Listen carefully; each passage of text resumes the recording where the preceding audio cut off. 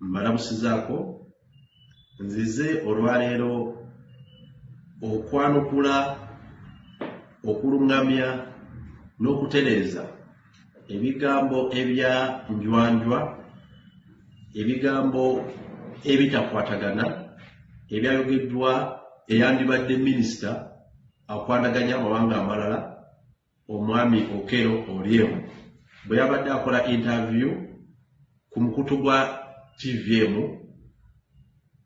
neyeegaana era n'agamba nti ministry eya foreign affairs ne embassy za Uganda mawanga amalala naddala mu bitundu bya Middle East tezirina era tezijja kuyimirirawo ku lwa bannayuganda.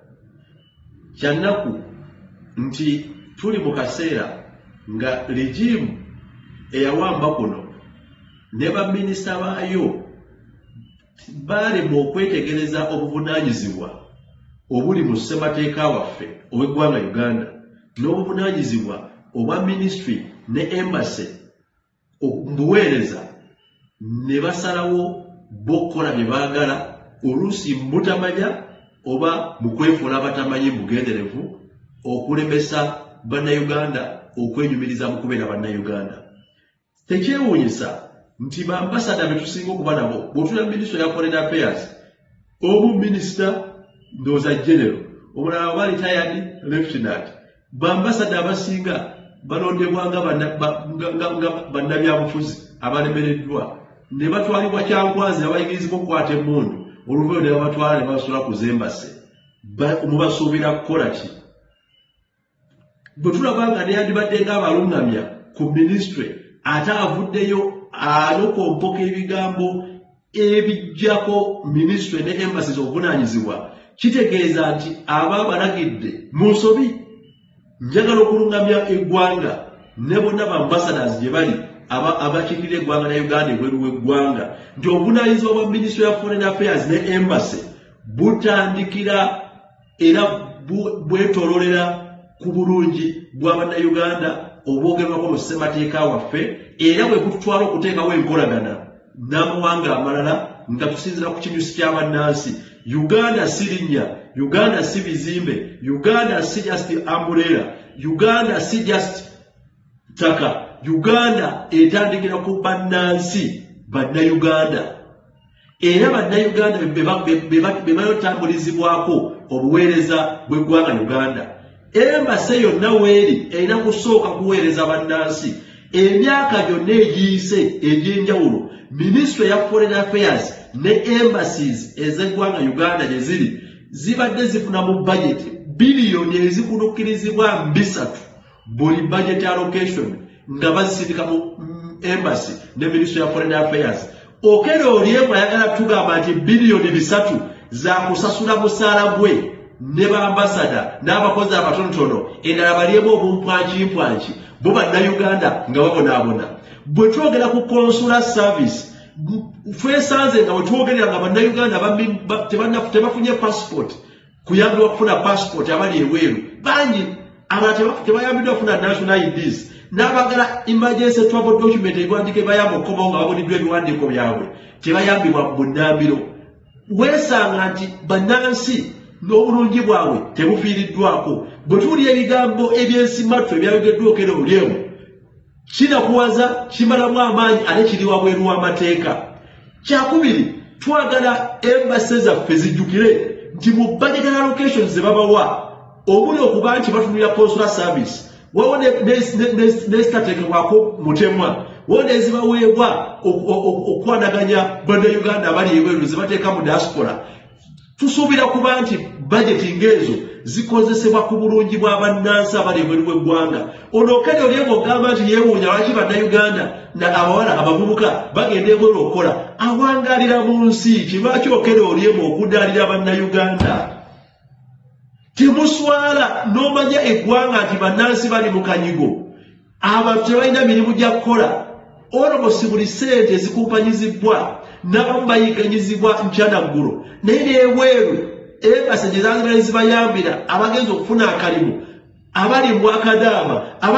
I want to specifically respond to a circulating interview or video where the would-be Foreign Affairs Minister, the Honorable Okello Oryem, in one interview to a TV station, purportedly denied and distanced the Foreign Affairs Ministry from the noble responsibility of taking charge, protecting, and coming to the rescue of the 7 Uganda nationals stranded, detained, or inconvenienced while in the different parts of the world, especially in the Middle East.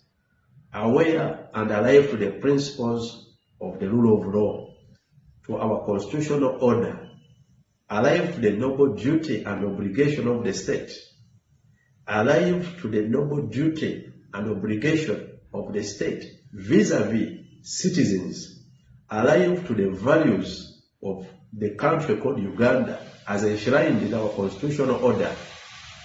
Ladies and gentlemen, countrymen wherever you are, it is regrettable that we have a regime in power with ministers who can speak with impunity without a sense of care or responsibility, especially on matters relating to the plight of Uganda nationals abroad.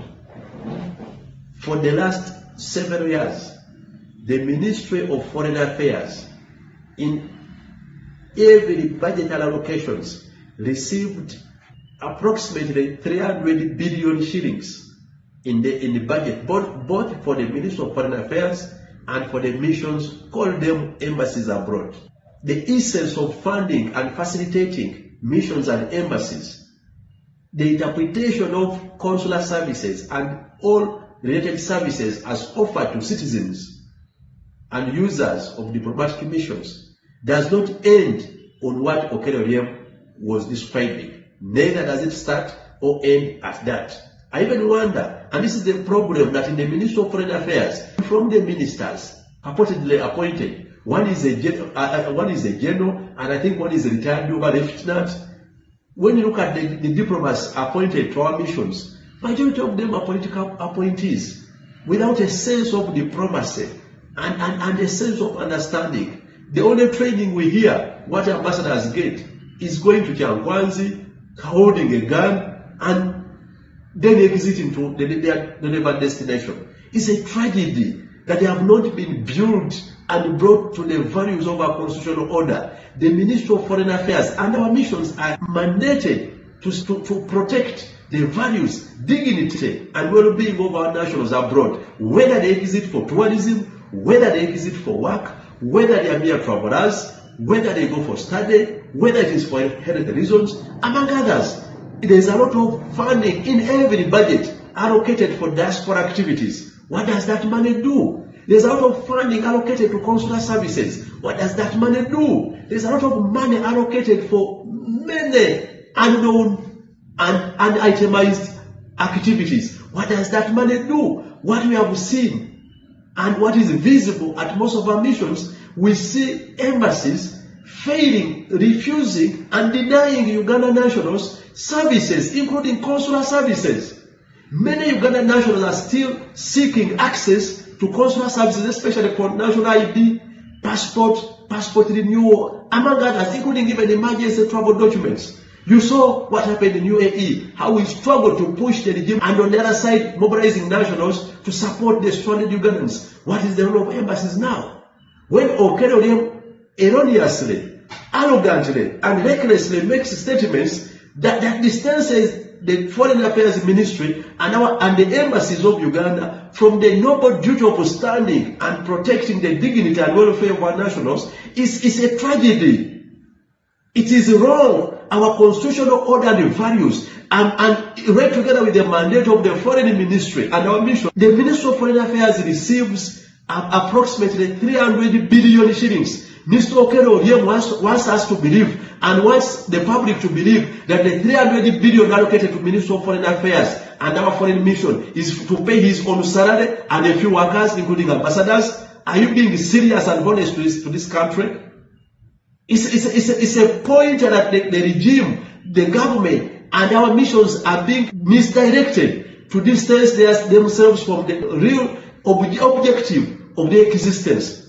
We cannot have foreign missions and our embassies only supporting foreigners, but failing to support our own citizens who are stranded in the Middle East.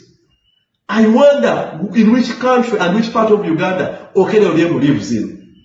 Not to know the reasons why many of our Ugandan nationals, especially the youth, are exiting to look for and in search for alternative employment, especially in the Middle East.